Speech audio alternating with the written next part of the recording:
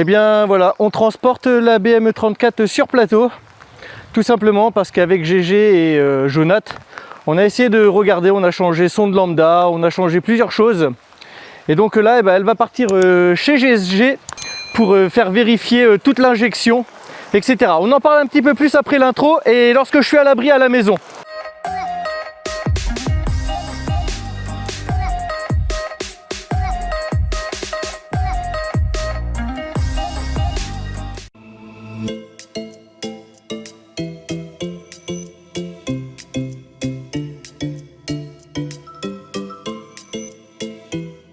Et bien voilà, je me retrouve dans la BMW E36 de ma femme.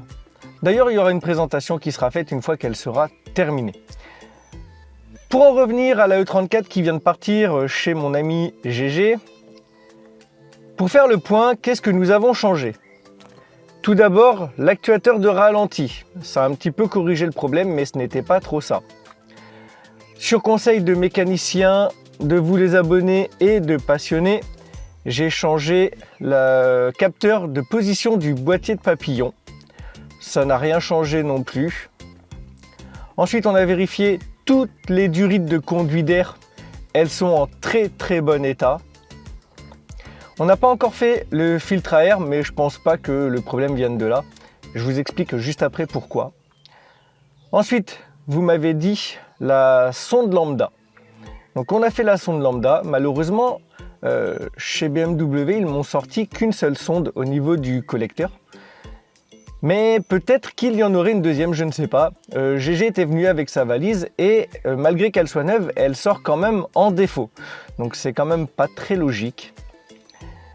Et ensuite, il s'avère que maintenant, lorsqu'on la démarre, elle fait des retours à l'allumage. Donc là, c'est pas bon du tout. Pourtant, en touchant la bobine, elle est en bonne température. Donc là, GG, ce qu'il va faire, déjà commencer par changer le filtre à essence. Et ouais, parce que ma grosse bêtise, c'est d'avoir écouté ce que l'on disait sur les groupes de passionnés. Simplement, j'ai tenté de mettre de l'éthanol. À 30%, ça passe. 40%, j'ai pas vu trop de grandes différences. Et c'est à 50% d'éthanol essence que les problèmes ont commencé à subvenir. Donc, on va faire changement du filtre à essence. Je pense vider le réservoir, remettre du samplon 98.